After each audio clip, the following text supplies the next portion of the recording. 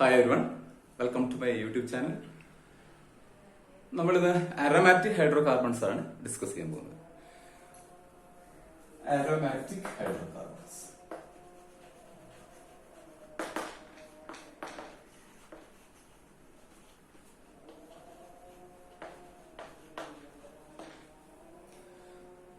Aromatic hydrocarbon, the word comes from aroma. Aroma means fragrance.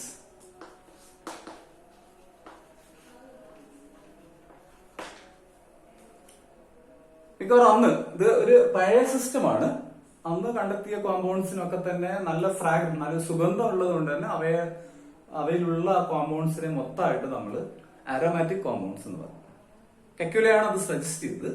പക്ഷെ ഇപ്പൊ നമുക്കറിയാം aromatic compound എന്ന് പറഞ്ഞാല് compounds which contain at least one benzene ring. ഒരു benzene ring എങ്കിലും ഉള്ള കോമ്പൗണ്ട്സിനാണ് നമ്മൾ അരോമാറ്റിക് കോമ്പൗണ്ട് എന്ന് പറയുന്നത്. അപ്പോൾ അരോമാറ്റിക് കോമ്പൗണ്ട് ആവാം ഒന്നോ അതിലധികമോ ബെൻസീൻ റിംഗ്സ് ഉണ്ടാവാം. ഓക്കെ, അപ്പൊ ഇവിടെ ഒരു ബെൻസീൻ റിംഗെങ്കിലും അത്യാവശ്യമാണ്. അപ്പം benzene rings, benzene and it's derivatives are generally known as aromatic compounds. ഇനി നമുക്കിവിടെ സ്പെസിഫിക് ആയിട്ട് ബെൻസീൻ എടുത്തിട്ട് മുന്നോട്ടേക്ക് പോവാം. ഡെറിവേറ്റീവ് പിന്നീട് പഠിക്കാം. ബെൻസീൻ, അതിന്റെ കുറച്ച് സബ്സ്റ്റിറ്റ്യൂൻസ്, അതിന്റെ നോമൻക്ലേച്ചർ തുടങ്ങിയ കാര്യങ്ങളാണ് നമ്മൾ ഈ ഒരു ഫസ്റ്റ് വീഡിയോയിൽ ഉദ്ദേശിക്കുന്നത്. ബെൻസീൻ നമ്മൾ എടുത്താൽ, ബെൻസീൻ ആൻഡ് ഡെറിവേറ്റീവ് എടുത്താൽ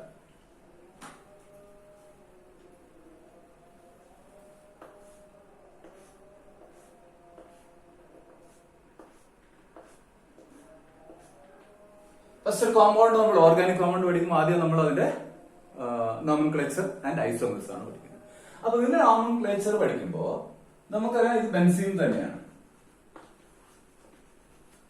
ബെൻസീൻ കോമൺ ആയിട്ട് കുറച്ച് പേരുകൾ, ഇപ്പൊ നമ്മൾ ഇതിന്റെ നോമൻക്ലേച്ചർ പഠിക്കുകയാണെങ്കിൽ കുറച്ച് പേരുകൾ, കോമൺ നെയിംസ് തന്നെ IUPAC നെയിമായിട്ട് നമ്മൾ അംഗീകരിച്ചിട്ടുണ്ട്, അല്ലെങ്കിൽ നമ്മൾ ഫോളോ ചെയ്യുന്നുണ്ട്.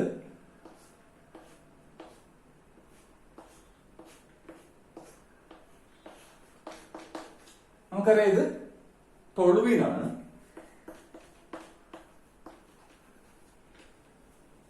Actually it is methyl benzene.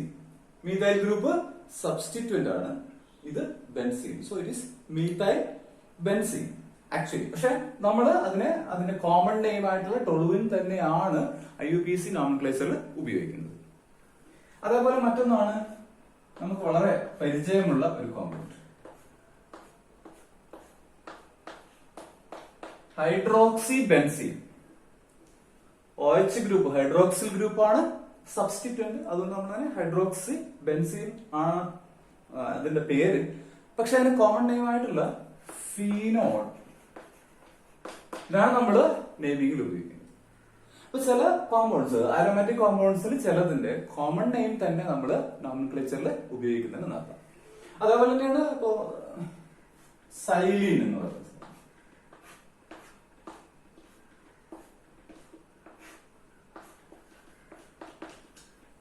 It is toluene. Then one more. ഇതിന് 3 ഐസോമർസും പോസിബിൾ ആണ്. ഏതൊക്കെയാണത്? ഒന്ന് സെക്കൻഡ് പൊസിഷനിൽ 2-methyl toluene. അപ്പൊ നമ്മൾ അതിനെ ഓർത്തോ സൈലീൻ എന്ന് പറയും. ഇനി ഈ മീഥൈൽ ഗ്രൂപ്പ് തേർഡ് പൊസിഷനിലേക്ക് വരാം.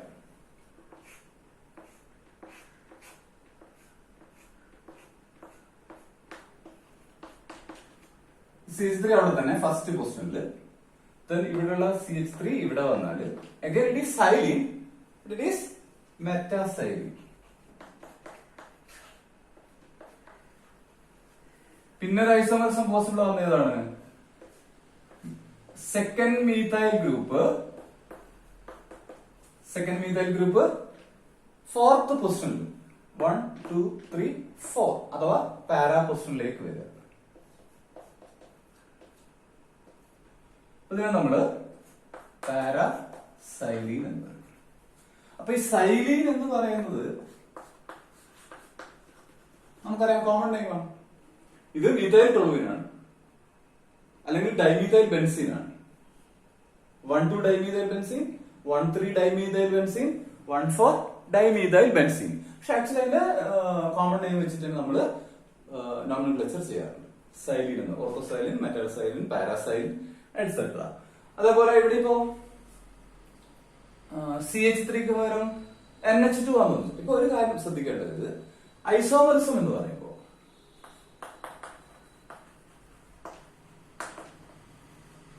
ഐസോമറിസം എന്താണെന്ന് നമുക്ക് കൃത്യമായിട്ട് അറിയാം അല്ലെ.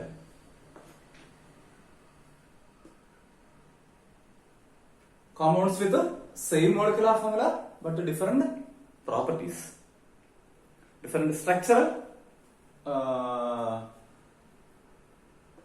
difference exist in different structures, different structural formulas. Okay, so ഇവിടെ മോളിക്യൂൾ സെയിം മോളിക്കുലർ ഫോർമുലയാണ്. ഈ മൂന്നെണ്ണത്തിന് മോളിക്കുലർ ഫോർമുല സെയിം ആണ്, പക്ഷെ അതിന്റെ സ്ട്രക്ചറൽ ഫോർമുല വ്യത്യാസമാണ്, അല്ലെങ്കിൽ അവരുടെ പ്രോപ്പർട്ടീസിൽ വ്യത്യാസമുണ്ട്. അപ്പൊ ഇവിടെ നമ്മൾ അതിന് ആ ഒരു സ്ട്രക്ചറൽ ഐസോമർസ് ആണ് ഇവിടെ പോസിബിൾ ആയിട്ടുള്ളത്. ബെൻസീന്റെ അതിന്റെ ഡെറിവേറ്റീവിലും പോസിബിൾ ആയിട്ടുള്ളത് എന്താണ്? ഏത് ഐസോമർസ് ആണ്? സ്ട്രക്ചറൽ ഐസോമർസം ആണ് ബെൻസീന്റെ അതിന്റെ ഡെറിവേറ്റീവിലും പോസിബിൾ ആയിട്ട് നമ്മൾ ഇവിടെ ഇപ്പം ഫസ്റ്റ് പഠിക്കുന്നത്. So here benzene and its ഡെറിവേറ്റീവില് നമുക്ക് സ്ട്രക്ചറൽ ഐസോമർസ് ആണ് പോസിബിൾ ആയിട്ടുള്ളത്. അതിൽ തന്നെ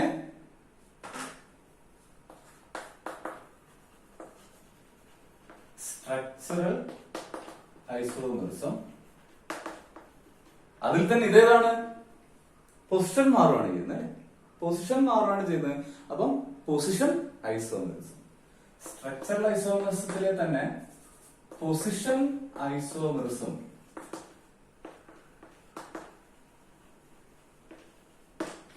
അപ്പോ സബ്സ്റ്റിറ്റ്യൂട്ടഡ് ബെൻസീനിൽ ഏറ്റവും അധികം കാണുന്ന ഏതാണ്?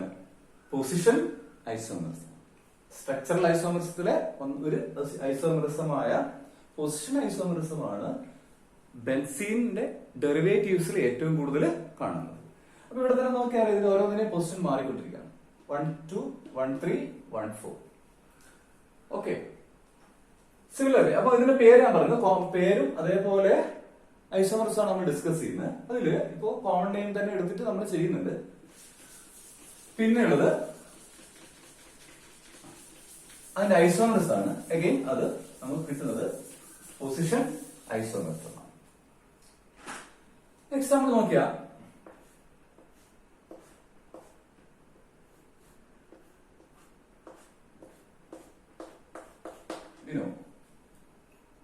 നമുക്കിതിന്റെ പേരറിയാം. എന്താണ്? Chloro benzene.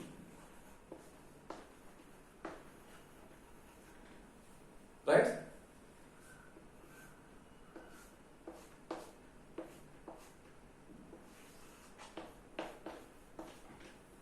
ബെൻസീൻ ഇങ്ങനെ റെപ്രസെന്റ് ചെയ്യാം, ഇങ്ങനെ റെപ്രസെന്റ് ചെയ്യാം. So it is bromo benzene.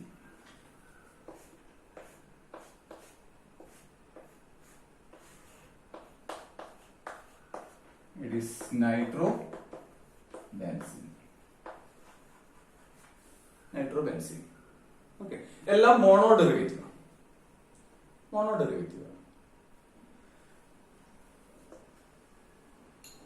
ഇതിന്റെ തന്നെ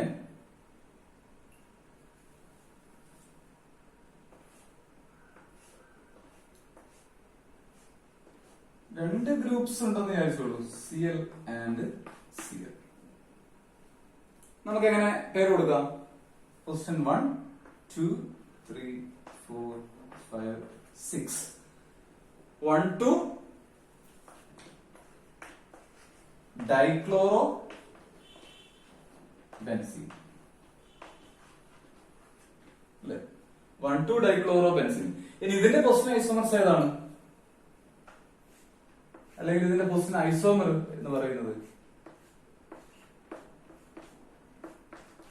1, 3 ഡൈക്ലോറോ ബെൻസീൻ. ഒരു പൊസിഷൻ ഐസോമർസും കൂടി പോസിബിൾ ആണ് അല്ലെ? ഏതാണത്? ഈ ക്ലോറിൻ നാലാമത്തെ പൊസിഷനിലേക്ക് വരിക.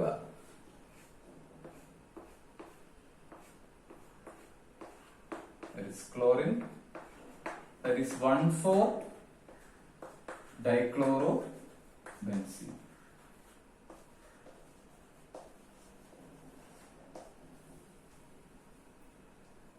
One 2-dichlorobenzene, 1,3-dichlorobenzene, 1,4-dichlorobenzene. അതേപോലെ ഇതിന്റെ കേസിന് പോസിബിൾ ആണ് 1,2-dibromobenzene, 1,3-dibromobenzene, 1,4-dibromobenzene. Here also 1,2-nitro അല്ലെ 1,2-dinitro, 1,4-dinitrobenzene. അപ്പോ ഒന്നിലധികം ഫങ്ഷണൽ ഗ്രൂപ്പ് അല്ലെങ്കിൽ ഒരേ ഫങ്ഷണൽ ഗ്രൂപ്പ് തന്നെ 2 3 തവണ വന്നാൽ നമുക്കത് അതിന്റെ പൊസിഷൻ വെച്ചിട്ട് പറയാൻ പറ്റുന്നു. ഓക്കെ, ഇനി ഇവിടെ ഇതേപോലെ തന്നെ 3 വരാം. 3 chloro group. For example,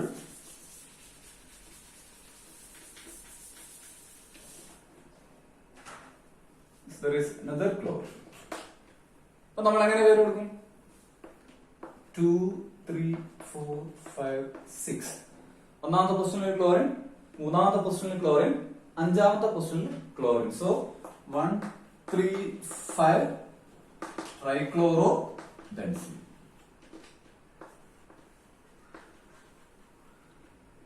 1, 3, 5 trichlorobenzene. Similarly,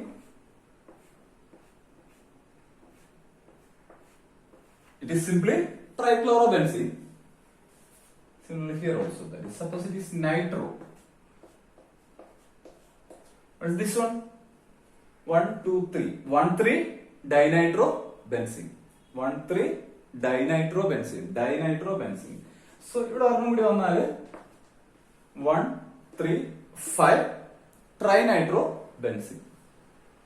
okay, അപ്പോ ആ ഒരു ഫങ്ഷണൽ ഗ്രൂപ്പിന്റെ എണ്ണം അനുസരിച്ചിട്ട് നമ്മൾ അതിന്റെ പൊസിഷൻ കൂടി ചേർത്തിട്ട് ആസ് യൂഷ്വൽ പേര് എഴുതും.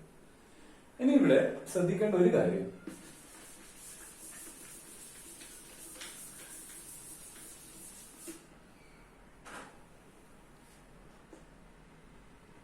Four example this one, chlorine ഉണ്ട്, ബ്രോമിൻ ഉണ്ട്. റൈറ്റ്? സോ ഇറ്റ് ഈസ് ആ ഒരു ഫങ്ഷണൽ ഗ്രൂപ്പിന്റെ പേരുകള് ആൽഫബറ്റിക്കൽ ഓർഡറിലായിരിക്കും.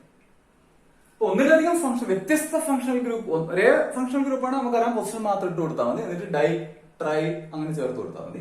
പക്ഷെ 2 വ്യത്യസ്ത ഫങ്ഷണൽ ഗ്രൂപ്പ് ആണെങ്കിൽ ആ ഫങ്ഷണൽ ഗ്രൂപ്പിന്റെ പേര് ആൽഫബറ്റിക്കൽ ഓർഡറിൽ എഴുതണം. ഇപ്പൊ ഇവിടെ എന്താവും? ബി ആദ്യം വരും അല്ലെ, ബി കഴിഞ്ഞിട്ടാണ് സി, ക്ലോറിന്റെ. So bromo chlorobenzene.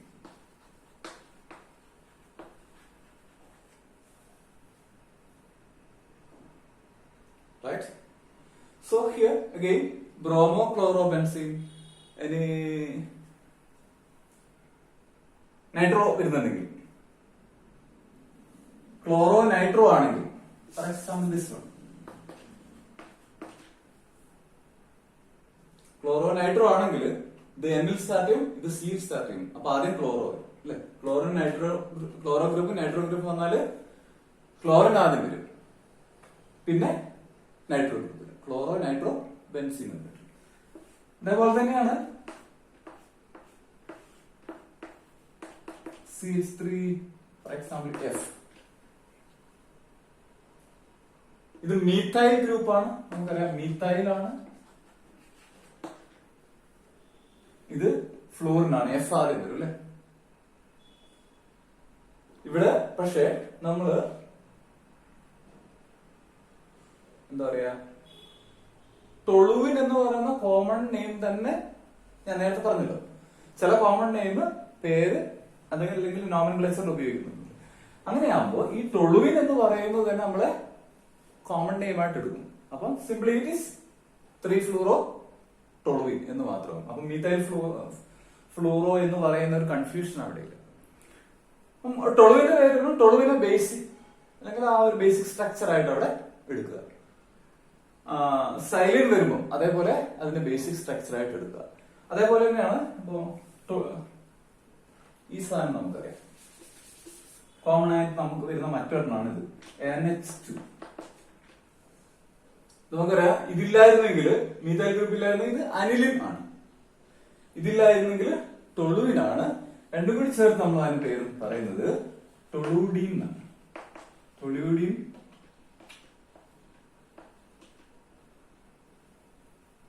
അപ്പൊ ഈ ടൊളൂഡിൻ ആണ് നമ്മുടെ കോമൺ നെയിം ആയിട്ട് നമ്മൾ ഉപയോഗിക്കുന്നത്. അപ്പൊ അതിന്റെ നേരെ വേറൊരു ഗ്രൂപ്പ് വന്നാല് chloro toluidine. For example this one. ഒന്നാമത്തെ ക്വസ്റ്റ്യൻ ഇത്. Second question 2 chloro toluidine. Okay.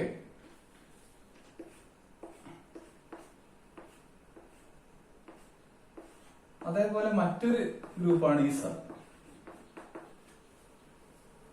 എന്താണ്? ടൊളുവിനുണ്ട്, OH ഗ്രൂപ്പ്.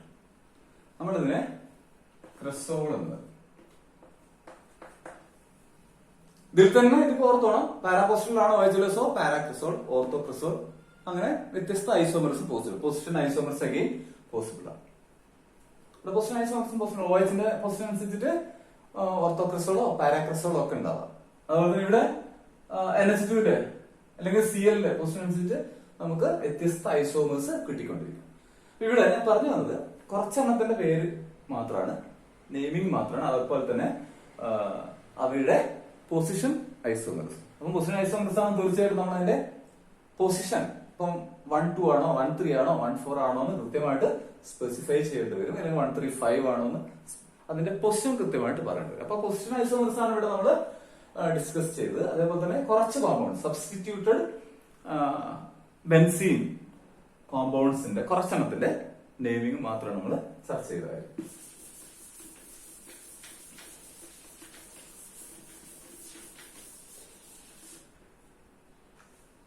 നെയിമിംഗ് കഴിഞ്ഞാൽ നമ്മൾ അത് അടുത്ത സ്റ്റെപ്പായിട്ട് പഠിക്കുന്ന ഓർഗാനിക്കിൽ സ്ട്രക്ചർ ആണ്.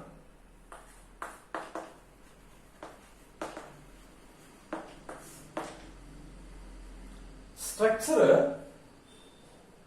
സക്സസ്ഫുൾ ആയിട്ട് കുറെ ആൾക്കാർ ഇതിന്റെ സ്ട്രക്ചർ പറയാൻ വേണ്ടിയിട്ട് മുന്നോട്ടേക്ക് വന്നത്, അല്ലെങ്കിൽ പലരും സജസ്റ്റ് ചെയ്തിട്ടുണ്ട്.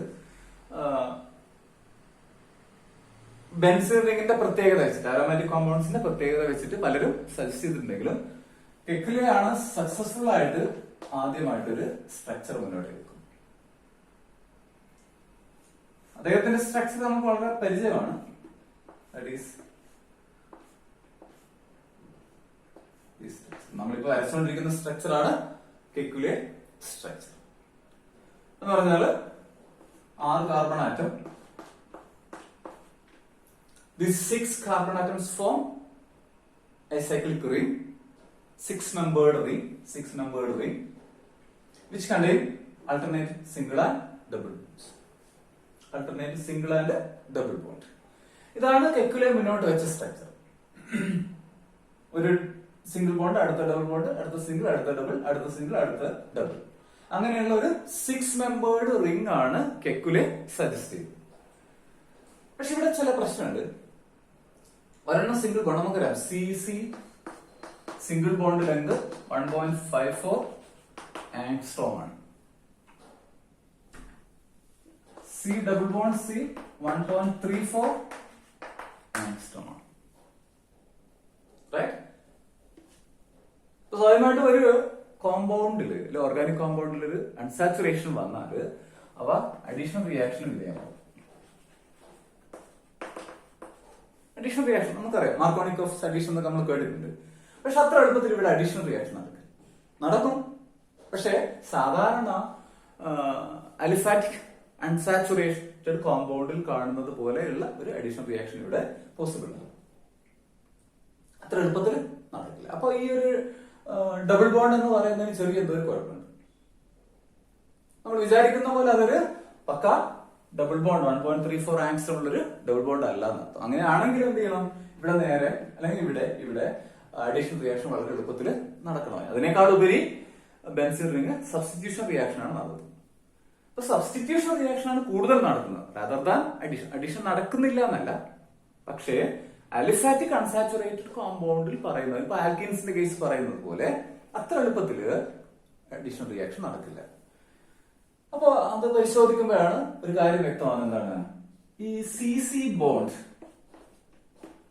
CC ബോണ്ട് ലെങ്ത് എല്ലാം ഈ 6 CC ബോണ്ട് അല്ലെ, കാർബൺ കാർബൺ ബോണ്ട് 6 ഉണ്ട്. 1 2 3 4 5 6. ഇത് പ്രകാരം 3 സിംഗിൾ ബോണ്ടും 3 ഡബിൾ ബോണ്ടും ആണ് നമുക്ക് കിട്ടേണ്ടത്. എന്ന് പറഞ്ഞാൽ 3 എണ്ണത്തിന്റെ ബോണ്ട് ലെങ്ത് 1.54 ബാക്കി 3 എണ്ണത്തിന്റെ ബോണ്ട് ലെങ്ത് 1.34 ആയിരിക്കും. പക്ഷെ ഇവിടെ 6 CC ബോണ്ടും ഈക്വൽ ആണ്, ഒരു വ്യത്യാസമില്ല. അതിന്റെ ബോണ്ട് ലെങ്ത് 1.4 1.54ന്റെ 1.34ന്റെ ഇടയ്ക്കാണ് ഇയാൾ നിൽക്കുന്നത്. എന്ന് പറഞ്ഞാൽ എന്താ അർത്ഥം?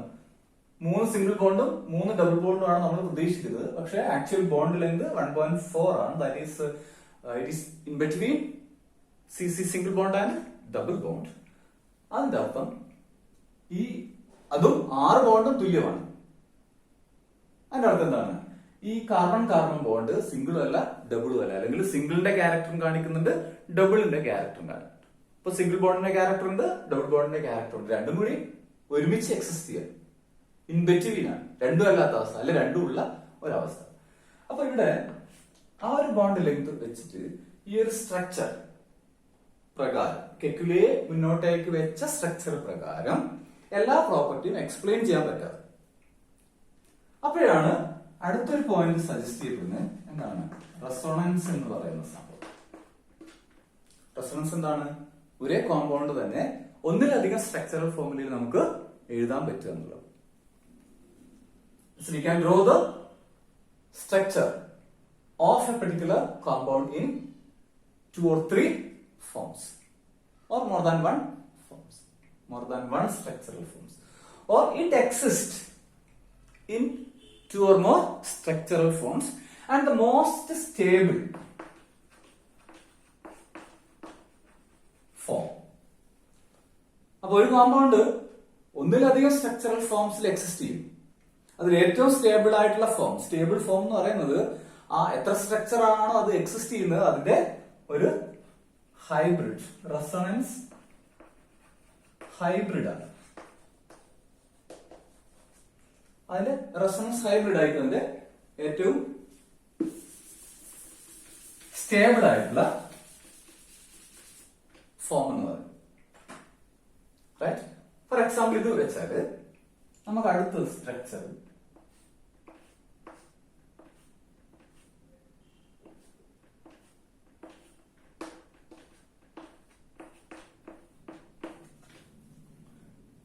രണ്ട് സ്ട്രക്ചറാണ് നമ്മൾ വരച്ചിരിക്കുന്നത്. ഇവിടെ നോക്കിയാൽ അറിയാം, ഒന്നാമത്തെയും രണ്ടാമത്തെയും കാർബണിന്റെ അടുക്ക് ഇവിടെ സിംഗിൾ ബോണ്ടാണ്, രണ്ടിന്റെയും മൂന്നിന്റെ അടുക്ക് ഡബിള്, അങ്ങനെ പോയിക്കൊണ്ടിരിക്കും.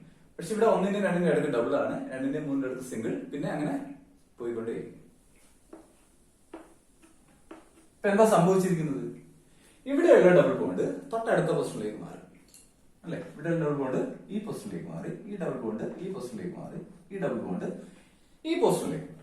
അടുത്ത നിമിഷം ഈ ഡബിൾ ബോണ്ട് ഈ പൊസിഷനിലേക്ക് മാറും, ഈ ഡബിൾ ബോണ്ട് ഈ പൊസിഷനിലേക്ക് മാറും, ഈ ഡബിൾ ബോണ്ട് ഈ പൊസിഷനിലേക്ക് മാറും. We get the first structure. അതുകൊണ്ട് ഈ ഒരു pi bond continuously position change ചെയ്തുകൊണ്ടിരിക്കുക. അതുകൊണ്ട് തന്നെ ഈ പൈ ബോണ്ട്സിനെ നമ്മൾ ഡീലോക്കലൈസ്ഡ്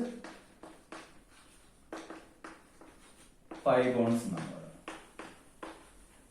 ഡീലോക്കലൈസ്ഡ് പൈ ബോണ്ട്സ് എന്നോ ഡീലോക്കലൈസ്ഡ് പൈ ഇലക്ട്രോൺസ് എന്നോ പറയും. അതിന്റെ ഒരു പൊസിഷനിൽ മാത്രം നിൽക്കുന്നില്ല, അടുത്ത സെക്കൻഡ് അടുത്ത നിമിഷം തന്നെ അത് രണ്ടിന്റെയും മൂന്നിന്റെ അടുക്ക് വരും. രണ്ടിന്റെയും മൂന്നിന്റെ അടുക്ക് വരും എന്ന് പറഞ്ഞാൽ പൈ സ്ട്രക്ചർ വീണ്ടും അങ്ങോട്ടേക്ക് പോകും, ഇങ്ങോട്ടേക്ക് പോകും. അപ്പൊ ഇതിൽ ഏതാണ് സ്റ്റേബിൾ എന്ന് വെച്ചാൽ രണ്ടും കൂടി ചേർന്നതാണ് സ്റ്റേബിൾ സ്ട്രക്ചർ എന്ന് പറയും.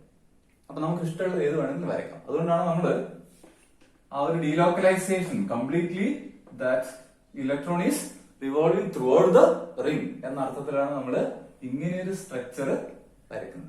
അപ്പൊ ഇനി കൺഫ്യൂഷൻ ഇല്ല, ഇത് വരക്കണോ ഇത് വരക്കണോ എന്നുള്ള പ്രശ്നമില്ല. ഓക്കെ, അപ്പോ ഈ രണ്ടും കൂടി ചേർന്നതാണ് അതിന്റെ ഹൈബ്രിഡ് എന്ന് പറയുന്നത്. അപ്പൊ most stable form resonance hybrid ആണ്.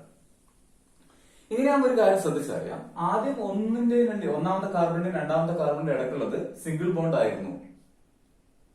അപ്പൊ നമ്മൾ പ്രതീക്ഷിക്കുന്ന 1.54. അടുത്ത നിമിഷം അത് ഡബിൾ ബോണ്ട് ആവും, പ്രതീക്ഷിക്കുന്ന 1.34. അടുത്ത നിമിഷം വീണ്ടും സിംഗിൾ ആവും. അപ്പൊ അങ്ങോട്ടും ഇങ്ങോട്ടും മാറി 1.34ഉം 1.54 അങ്ങോട്ടും ഇങ്ങോട്ടും മാറിക്കൊണ്ടിരിക്കും. ആവറേജ് എടുക്കുമ്പോൾ നമുക്ക് 1.4 എന്ന് കിട്ടും. ആവറേജ് ബോണ്ട് ലെങ്ത് എന്ന് പറയുന്നത് 1.4. അപ്പോൾ ഇവിടെ സിംഗിൾ ബോണ്ട് ഡബിൾ ബോണ്ട് അങ്ങനെയില്ല. സിംഗിളും ഡബിളും അങ്ങോട്ടും ഇങ്ങോട്ടും കണ്ടിന്യൂസ്ലി മാറിക്കൊണ്ടിരിക്കുകയാണ്. That is what is the resonance hybrid.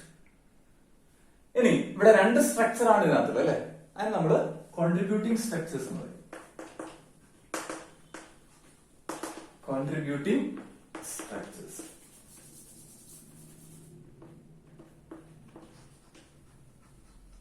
ചില മോളിക്യൂളിന് 3-4 കോൺട്രിബ്യൂട്ടിംഗ് സ്ട്രക്ചേഴ്സ് ഉണ്ടാവും. അതല്ലെങ്കിൽ റെസൊണൻസ് സ്ട്രക്ചേഴ്സ്, അല്ലെങ്കിൽ നമുക്ക് ഇതിനെ റെസൊണൻസ് സ്ട്രക്ചേഴ്സ് എന്ന് പറയും. കോൺട്രിബ്യൂട്ടിംഗ് സ്ട്രക്ചേഴ്സ് അല്ലെങ്കിൽ റെസൊണൻസ് സ്ട്രക്ചേഴ്സ്. ഇപ്പൊ ബെൻസീനെ സംബന്ധിച്ചിടത്തോളം രണ്ട് റെസൊണൻസ് സ്ട്രക്ചർ, കോൺട്രിബ്യൂട്ടിംഗ് സ്ട്രക്ചർ ആണത്. ചില അരോമാറ്റിക് കോമ്പൗണ്ട് ഇതിനപ്പുറം 3-4 കോൺട്രിബ്യൂട്ടിംഗ് സ്ട്രക്ചേഴ്സ് ഉണ്ടാവും. അപ്പൊ അതിന്റെ ഒക്കെ എല്ലാം കൂടി ചേർന്നിരിക്കുന്ന ഹൈബ്രിഡ് ആണ് അതിന്റെ സ്റ്റേബിൾ ഫോം. മറ്റൊരു കാര്യം, ഇങ്ങനെ ഇലക്ട്രോൺ ഇങ്ങനെ കണ്ടിന്യൂസ്ലി മൂവ് ചെയ്യുന്നതുകൊണ്ട് that movement require energy. That electronic movement require energy. അപ്പം സിസ്റ്റത്തിന്റെ ടോട്ടൽ എനർജി എന്താവും? കുറയും.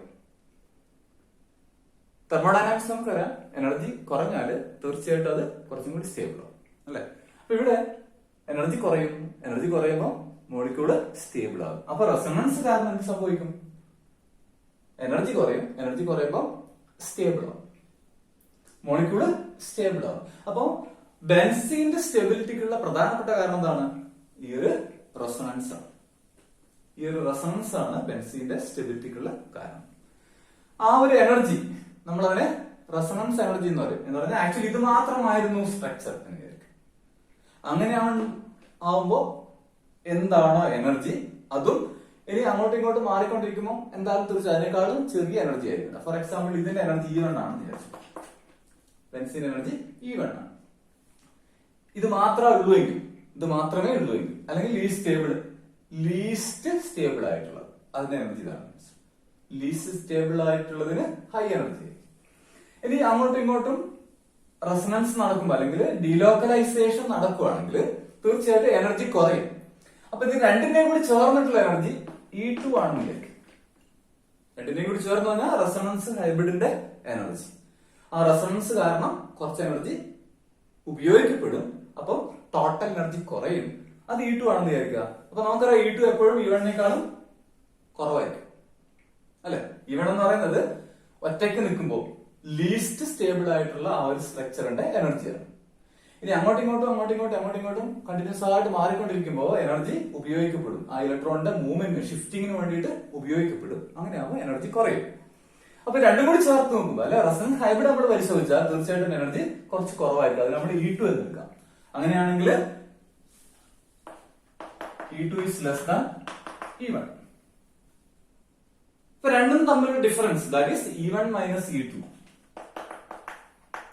അതാണ് റെസൊണൻസ് എനർജി എന്ന് പറയുന്നത്. അപ്പൊ ലീസ്റ്റ് സ്റ്റേബിൾ ആയിട്ടുള്ള ഒരു ഒറ്റ സ്ട്രക്ചറും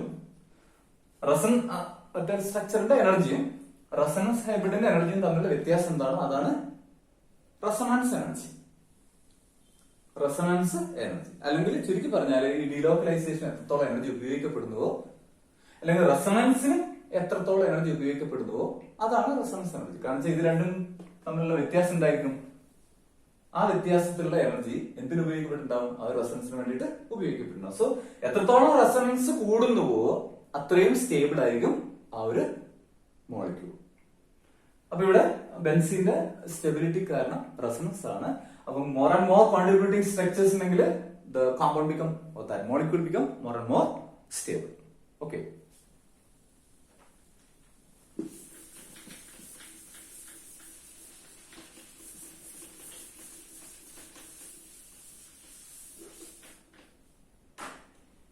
ഇവിടെ നമ്മൾ രണ്ട് സ്ട്രക്ചർ ആണ് വരച്ചത്.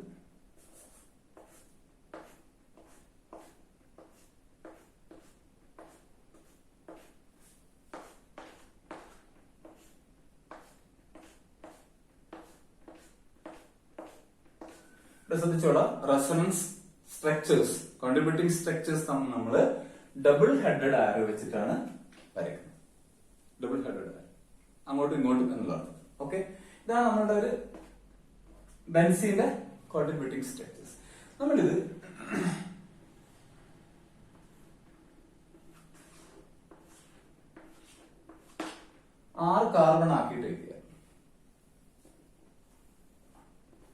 നമുക്കറിയാം സിഗ്മ ബോണ്ട് എങ്ങനെ, ഇത് സിഗ്മ ബോണ്ടാണ് അല്ലെ, ഇത് സിഗ്മ ബോണ്ടാണ്.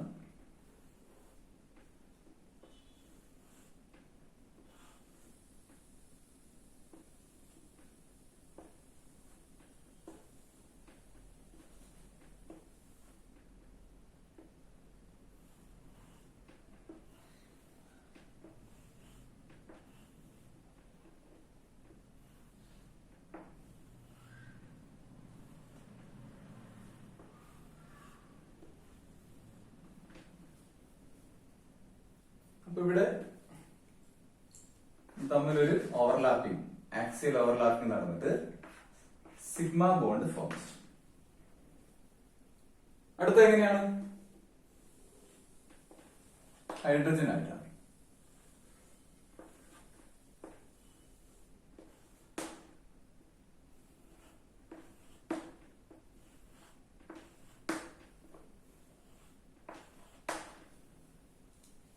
ഇതിനെ നമുക്ക് ഇങ്ങനെ എഴുതാം.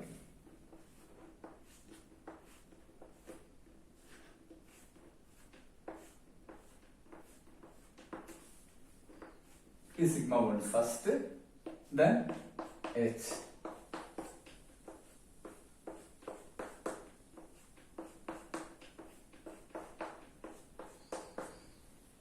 ഇതാണ് സ്ട്രക്ചർ.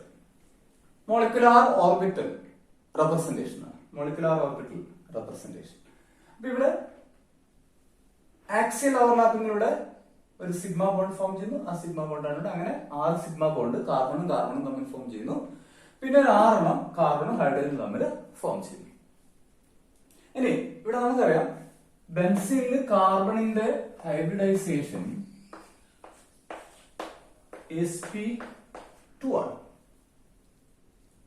എന്ന് പറഞ്ഞാല് 1s ഉം 2p ഓർബിറ്റലും ഹൈബ്രിഡൈസേഷൻ വിധേയമായിട്ടാണ് നമ്മൾ sp2 ഹൈബ്രിഡൈസേഷൻ കിട്ടുന്നത്. ഇവിടെ sp2 ഹൈബ്രിഡൈസേഷൻ ആണ്. 3 ഓർബിറ്റൽ ഉണ്ട്, അതുകൊണ്ട് 3 ബോണ്ട് ഫോം ചെയ്യും. 3 ബോണ്ട് ഫോം ചെയ്യും.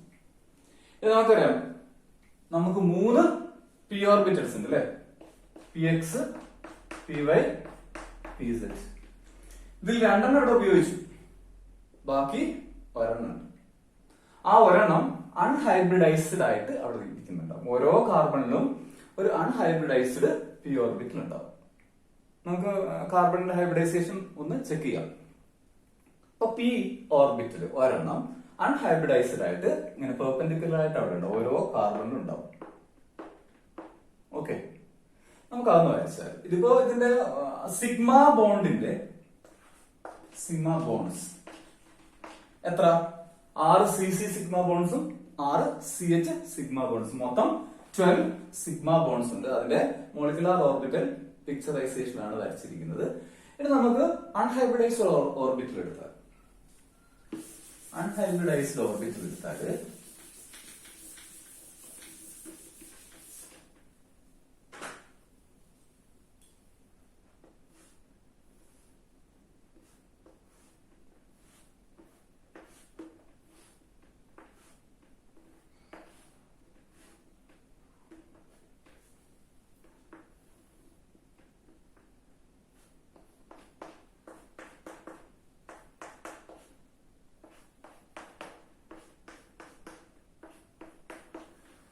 ഓരോ കാർബണിലും ഒരു പി ഓർബിറ്റൽ അൺഹൈബ്രിഡൈസ്ഡ്, ഹൈബ്രിഡൈസേഷനിൽ പങ്കെടുക്കാതെ ഇരിക്കുന്നുണ്ട്.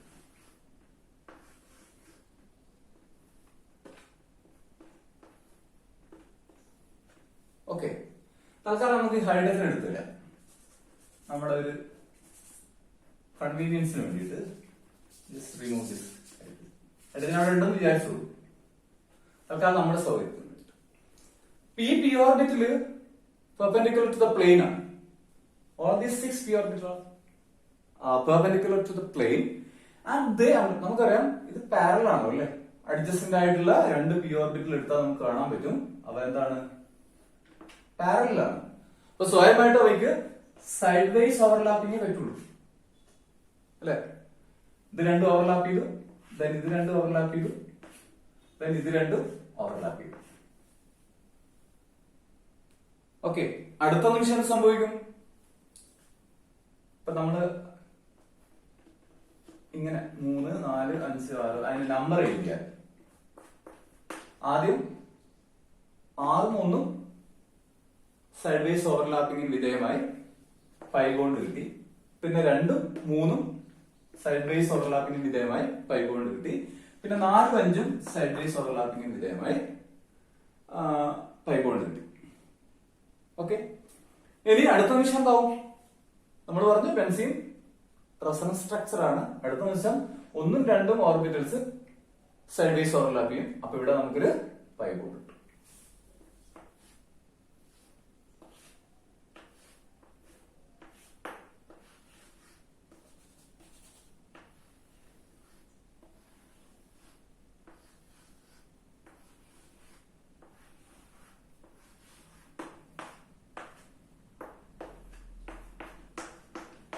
ഓർബിറ്റൽ അങ്ങനെ വെച്ച അടുത്ത സെക്കൻഡില് അണ്ടർഗോ റെസണൻസ്. സോ ഓവർലാപ്പിംഗ് ഇങ്ങനെ വരും.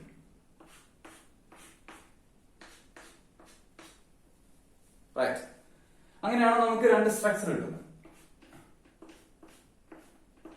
ഇവിടെ ഇപ്പോ ഇത് 5 ബോണ്ടാണ്, ഇത് 5 ബോണ്ടാണ്, ഇത് 5 ബോണ്ടാണ്. ഇവിടെ ഇതാണ് 5 ബോണ്ട്, പിന്നെ ഒന്നത്, പിന്നെ ഒന്നത്. അപ്പൊ നമുക്ക് 2 റെസണൻസ് സ്ട്രക്ചർ കിട്ടും. ഓക്കെ, ഇനി ഈ പി ഓർബിറ്റൽ ഇങ്ങനെ പി ഇലക്ട്രോൺസ് നമ്മൾ നേരത്തെ പറഞ്ഞു ഡീലോക്കലൈസ്, കണ്ടിന്യൂസ്ലി ഡീലോക്കലൈസ്. അപ്പൊ അതിങ്ങനെ ചുറ്റിക്കൊണ്ടേയിരിക്കുകയാണ്. ഓക്കെ, അപ്പൊ നമുക്കത് ഒരുമിച്ച് എഴുതിയാൽ, ഒരുമിച്ച് വരച്ചാൽ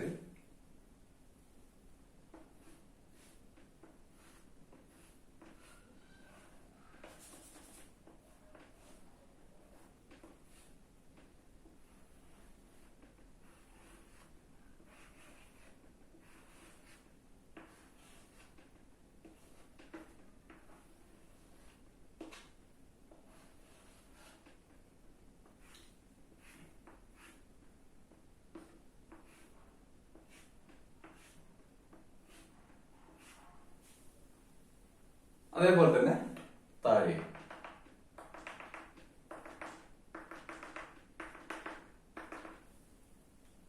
രണ്ട് ലെയർ കിട്ടും. മേലത്തെ ലോബ്സ്, പി ഓർബിറ്റലിലെ മേലത്തെ ലോബ്സ് ഒക്കെ ഒരുമിച്ച് ഓവർലാപ്പ് ചെയ്ത ഒരു ലോബും, താഴത്തെ അതേപോലെ തന്നെ ഒരുമിച്ച് ഓവർലാപ്പ് ചെയ്ത വേറൊരു ലോബും കിട്ടും.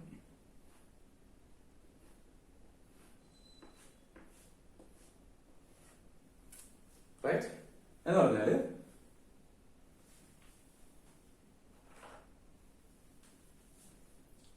മേലത്തെ ഓർബിറ്റിൽ മാത്രം ഓവർലാപ്പ് ചെയ്തിട്ട്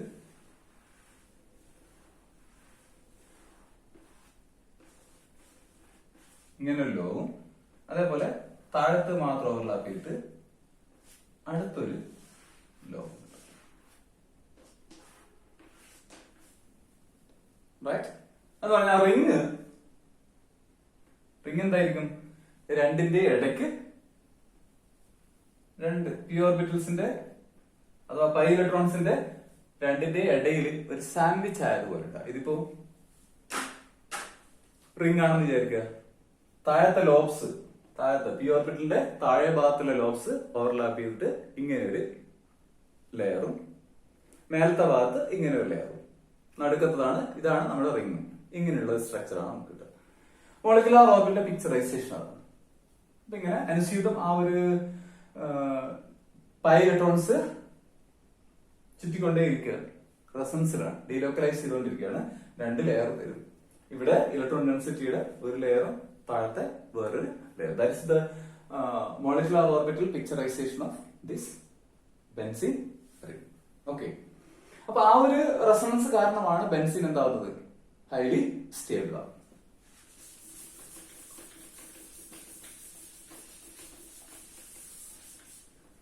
സോ നമ്മൾ ആകെ പറഞ്ഞിരിക്കുന്നത് ബെൻസീന്റെ നോമൻക്ലേച്ചർ, ഐസോമെറിസം, അതേപോലെ അതിന്റെ സ്ട്രക്ചർ, സ്റ്റെബിലിറ്റി, എങ്ങനെ സ്റ്റേബിൾ ആവുന്നു, എന്തുകൊണ്ട് കെക്കുലിയർ സ്ട്രക്ചർ എന്തുകൊണ്ട് സ്റ്റേബിൾ ആണ്, എന്താണ് റെസണൻസ്, ഇത്രയും കാര്യങ്ങളാണ് പറഞ്ഞത്. ഇത്രയും കാര്യങ്ങൾ ഓക്കെ ആണെന്ന് വിചാരിക്കുന്നു. Thank you for watching.